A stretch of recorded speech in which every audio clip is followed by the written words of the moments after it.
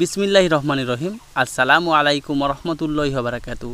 হজ কাদের জন্য ফরজ? ইসলামের 5টি স্তম্ভের মধ্যে চতুর্থ, যা অবশ্যই পালনীয়, তবে অবশ্যই তাদের শারীরিক ও আর্থিকভাবে সক্ষম হতে হবে। সক্ষম প্রত্যেক মুসলমান নরনারীর জন্য একবার হলেও হজ সম্পাদন করা ফরজ বা আবশ্যিক। তবে শর্ত হলো, হজ করতে আগ্রহী ব্যক্তিকে সব ধরনের ঋণ থেকে মুক্ত হতে হয়।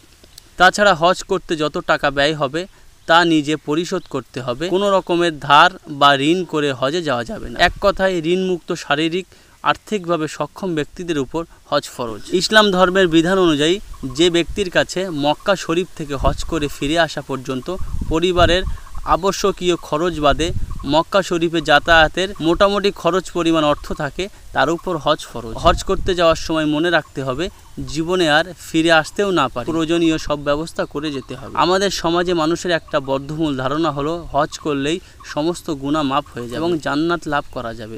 মূলত যে হজ আল্লাহর দরবারে কবুল হয়, ওই ব্যক্তির সমস্ত গুনাহ আল্লাহ মাফ করে দেন এবং তার জন্য রয়েছে জান্নাতের শান্তি। হজ করার পরে একজন হাজিকে সততার সঙ্গে বাকি জীবন পরিচালনা করা উচিত।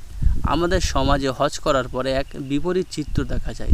মোটা কথা, আর্থিকভাবে সক্ষম ব্যক্তির উপরে যে হজ ফরজ হয়, তেমনি হজের পরে সততার সঙ্গে জীবন পরিচালনা করাও। মহান আল্লাহ পাক আমাদের সকলকে হজ মোবারকে যাওয়ার তৌফিক দান করুন। আল্লাহুম্মা আমিন।